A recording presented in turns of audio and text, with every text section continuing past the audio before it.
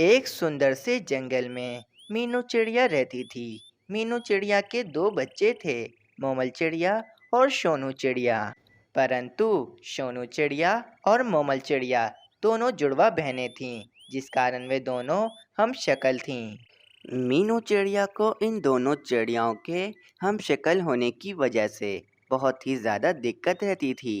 सोनू चिड़िया मीनू चिड़िया की तरह बहुत ही ज़्यादा मासूम थी, जबकि इसकी हमशक्ल मोमल चिड़िया बहुत ही ज़्यादा शातिर थी। मोमल चिड़िया अपनी बहन सोनू चिड़िया से बहुत ही ज़्यादा जलती थी, क्योंकि सोनू चिड़िया मोमल चिड़िया की हमशक्ल बहन जो थी। मेरी प्यारी सोनू चिड़िया, मोमल चिड़िया, अब तुम दोनों बड़ी हो गई हो और अब मैं चाहती हूँ कि तुम दोनों अपने लिए भोजन खुद ढूंढ दो, लेकिन मोहतात रहना, आसपास चिले भी हमला कर सकती हैं। मम्मा, मैं भोजन ढूंढने के लिए अकेली जाऊंगी। मैं अपने साथ इस सोनू चिड़िया को लेकर नहीं जाऊंगी। हम दोनों हम शक्ल हैं, जिस कारण जंगल के सारे पक्षी हमारा मजाक उड़ाते हैं। कहते हैं कि तुम अपना आईना खुद अपने साथ लेकर घूम रही हो। ये तुम क्या कह रही हो मोमल चिड़िया? मैं जानती हूँ कि कोई भी पक्षी तुम्हारा मजाक नहीं उड़ाता है। तुम झूठ कह रही हो। आखिर तुम अपनी बहन सोनू चिड़िया से इतनी नाराज क्यों रहती हो? अरे मम्मा, छोड़ दें, मेरी बहन को ना डांटें। अगर वे मुझे साथ लेकर नहीं जाना चाहती है तो कोई बात नहीं। और फिर वे दोनों चिड़ियाएं अलग अलग अपने अपने रास्ते हो लेती हैं। हाय रे, क्या होगा इन दोनों का? मोमल चिड़िया हर रोज सोनू चिड़िया से लड़ती रहती है और वे हमेशा अपना भोजन खाकर सोनू चिड़िया बनकर सोनू चिड़िया का भोजन खा लेती है। इस बार भी मोमल चिड़िया ने सोनू चिड़िया बनकर सोनू चिड़िया का सारा भोजन खा लिया था। मम्मा, मेरी बहन बहुत बुरी है। मैं इतनी मुश्किलों से अपने लिए भोजन ढूंढ कर लाई थी और मेरा भोजन ये मोमल चिड़िया खा गई है। इसने आपसे कहा कि मैं सोनू चिड़िया हूँ और आपने इसे सोनू चिड़िया समझकर मेरा भोजन इसे दे दिया। ये हर बार ऐसा ही करती है। हाय रे मोमल चिड़िया, तुम कितनी शातिर होती जा रही हो। रोजाना ही तुम अपनी मासूम बहन का भोजन खा लेती हो और ये बेचारी भूखी ही रह जाती है। तुम्हें अपनी बहन का बिल्कुल भी ख्याल नहीं है। हाँ मम्मा, ये सोनू चिड़िया मुझे बिल्कुल भी अच्छी नहीं लगती है। इससे कह दें कि ये आइंदा मुझसे बात भी ना करे। ये तो बस मेरी शिकायत ही लगाना चाहती है। मीनू चिड़िया मोमल चिड़िया की वजह से बहुत ही परेशान हो गई थी, इसीलिए वे सोनू चिड़िया को एक सोने का हार पहना देती है, ताकि इसे ये पता चल सके कि ये सोनू चिड़िया है।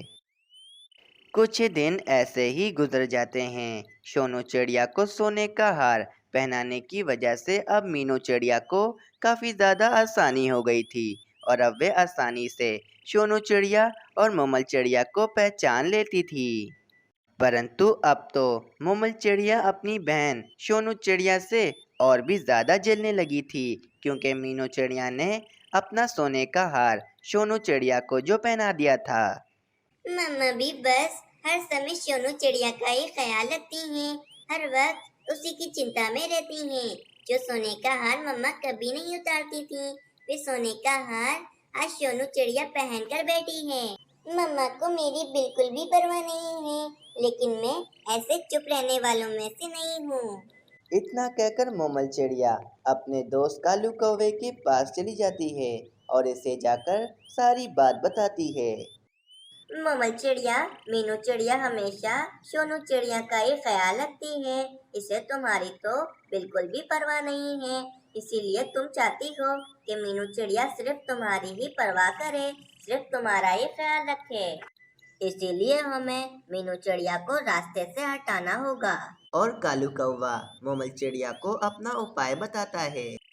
अगली रात जब मीनू चिड़िया और सोनू चिड़िया सो जाते हैं, तो मोमल चिड़िया सोनू चिड़िया के घोंसले में आती है और जोर जोर से उछलने लगती है, जिस कारण सोनू चिड़िया का घोंसला जमीन पर गिरने लगता है। लेकिन अचानक वहां पर बुलबुल आकर सोनू चिड़िया को अपने पंजों से पकड़कर बचा लेती है और सोनू चिड़िया का घोंसला जमीन पर गिरकर टूट जाता है। ये सारा किया धरा मोमल चिड़िया का था, जो बुलबुल देख चुकी थी।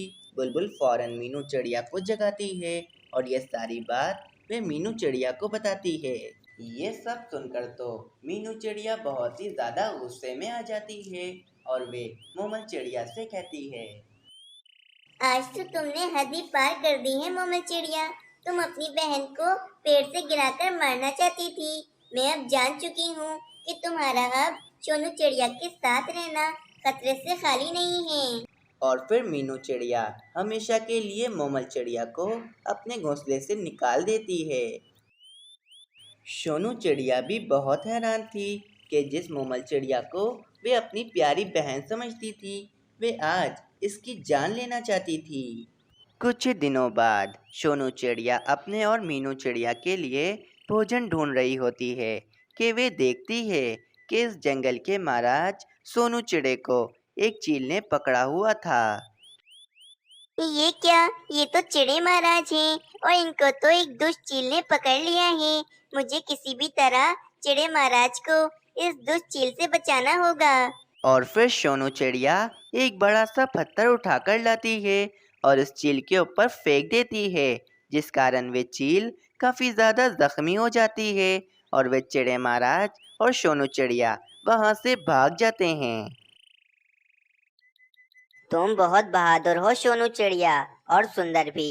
तुमने मेरी जान बचाई, इसीलिए मैं तुम्हारा बहुत बहुत धन्यवाद करता हूँ। अरे सोनू चिड़िया, ये तुम्हारे पंजों पर घाव कैसा है?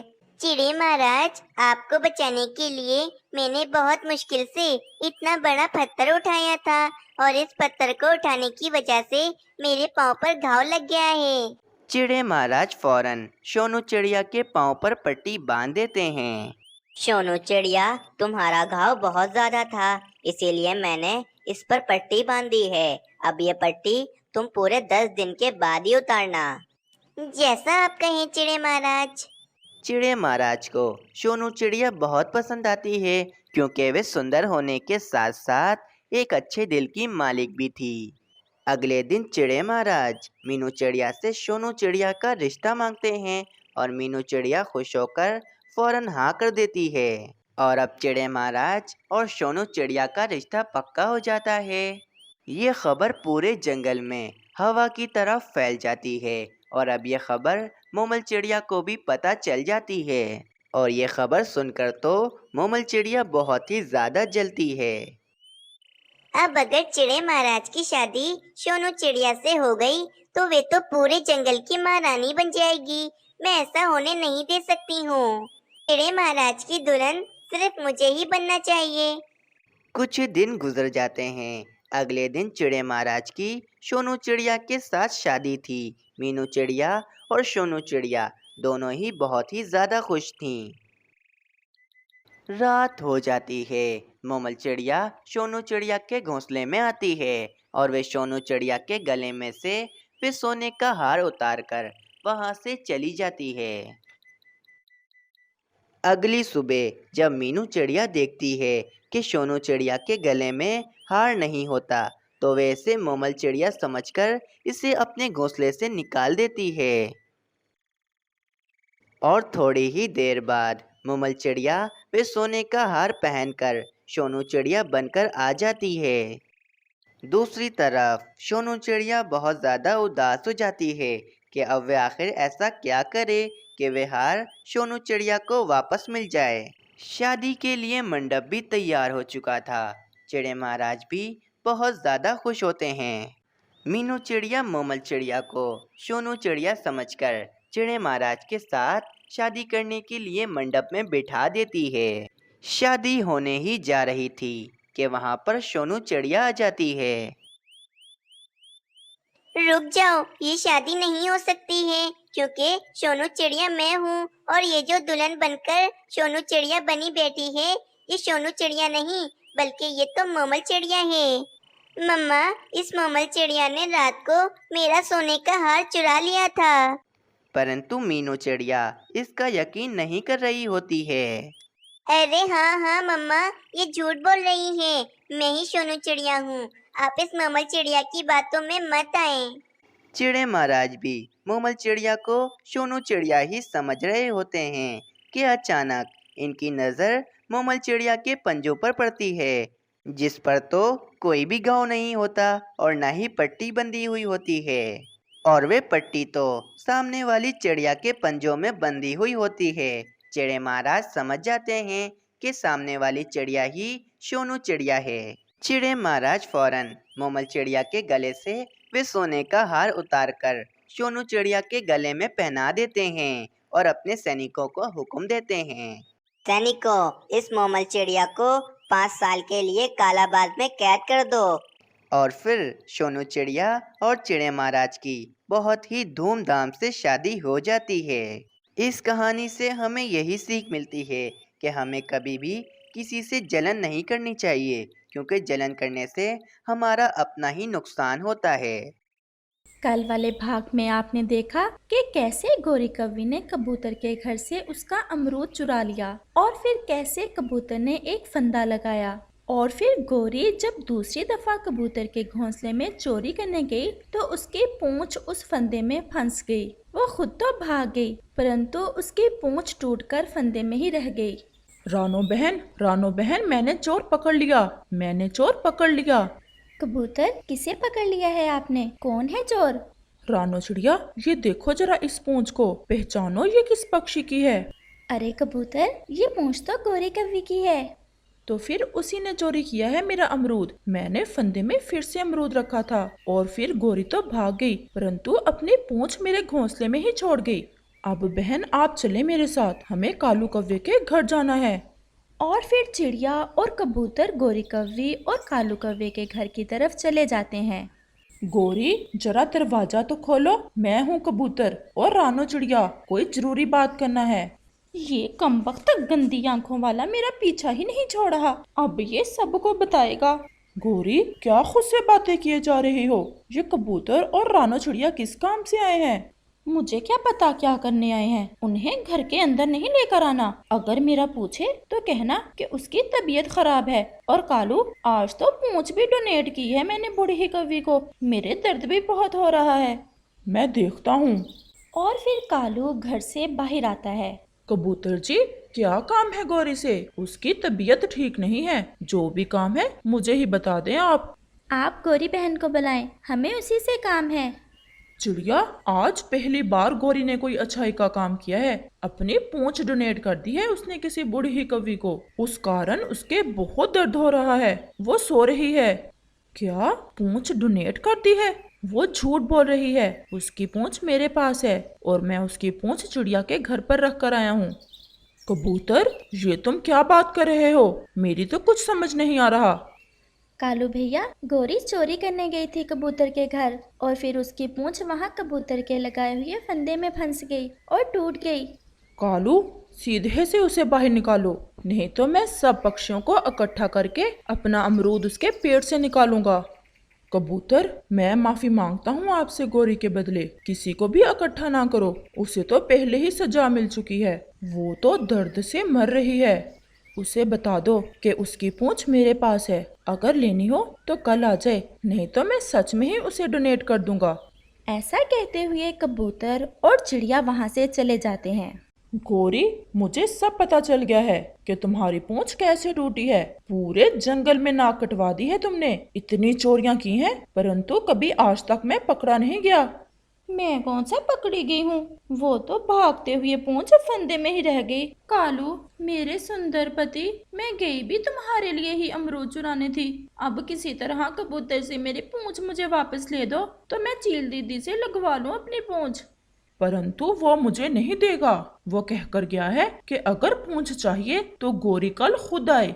कालू, मैं कैसे जाऊंगी? सब पक्षी बिना पूंछ मुझे देकर हंसेंगे मुझ पर। अब तो रात भी होने वाली है, मैं सुबह जाऊंगा, देखते हैं। कबूतर तो बहुत गुस्से में था, कह रहा था कि वो सब पक्षियों को इकट्ठा करेगा। वो अभी ऐसे बातें कर ही रहे थे कि वहाँ एक पक्षी आ जाता है। गोरी दीदी, कैसी हो? मैं शमशम हूँ, आपके मैके वाले जंगल से आया हूँ।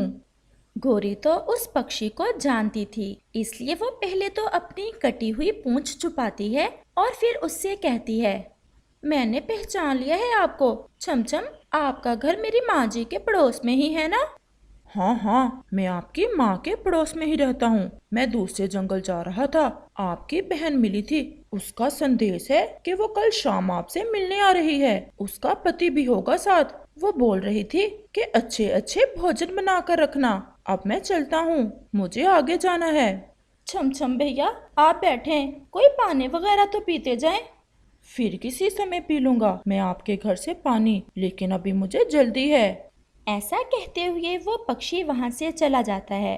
कालू जी, ये क्या हो गया? मेरे जीजा जी जब मेरी कटी हुई पूंछ देखेंगे तो कितनी अनसल्यूट होगी मेरी। प्लीज कुछ करो और ले दो मेरी पूंछ मुझे वापस। गोरी, वो कबूतर जिद का बहुत पक्का है। जब तक तुम खुद ना गई वो नहीं देगा तुम्हारी पूंछ। और अब तो रात भी होने वाली है। हम दोनों जाते हैं और जाकर मिन्नती करते हैं कबूतर की, शायद वो मान ही जाए। तो फिर हम मिन्नती चिड़िया की करेंगे। अगर वो मान गई तो फिर कबूतर हमें मेरी पूंछ जरूर लुटा देगा। जग्गू बेटा, तुम घर में ही रहना, मैं और तुम्हारी मम्मा थोड़ी देर में आते हैं। कालू जी, पहले तुम बाहर जाओ और देखो कोई पक्षी तो नहीं है बाहर। मुझे तो बहुत शर्म आ रही है, अगर किसी ने देख लिया तो सबको बता देगा। बता तो कबूतर ही देगा। चलो तुम, बाहर कोई भी नहीं है। और फिर गोरी और कालू रानो चिड़िया के घर की तरफ चल देते हैं। कबूतर भी रानो चिड़िया के घर में ही था।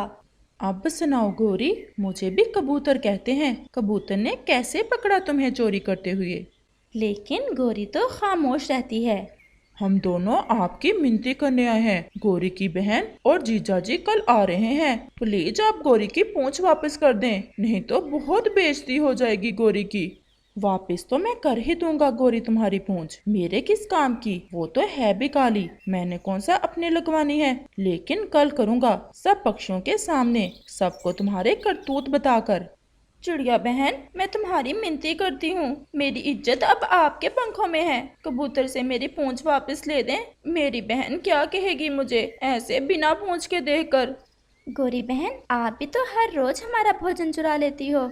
मैं वादा करती हूँ, अगर आज के बाद मैंने किसी का भी भोजन चुराया तो पूंछ के साथ साथ मेरे पंख भी काट देना। प्लीज मुझ पर दया करो। मैंने तो अपने जीजा जी से बड़ी बड़ी बातें की हुई हैं। सब हंसेंगे मुझ पर। मैं अपने पंख जोड़ती हूँ आपके सामने। गोरी, वादा करो, फिर आप चोरियाँ नहीं करोगी। पक्का वादा, मैं कभी भी चोरी नहीं करूँगी। कबूतर भैया, अब इसे अच्छी सजा मिल चुकी है, आप गोरी की पूंछ वापस कर दें। चिड़िया, ऐसे वादे ये पहले भी कई बार कर चुकी है। लेकिन मेरी पूंछ तो पहली बार ही कटी है ना, इसलिए अब के बाद मैं पक्का वादा करती हूँ, कभी चोरी नहीं करूँगी। और फिर कबूतर और चिड़िया गोरी की पूंछ उसे वापस कर देते हैं। अब आप चील दीदी के पास जाकर इसे अच्छे से लगवा लें, वो ऐसे ऑपरेशन करती रहती है। आपका बहुत बहुत धन्यवाद। गोरी, आपस की बात है, बिना पूंछ के भी तुम बहुत सुंदर लग रही हो।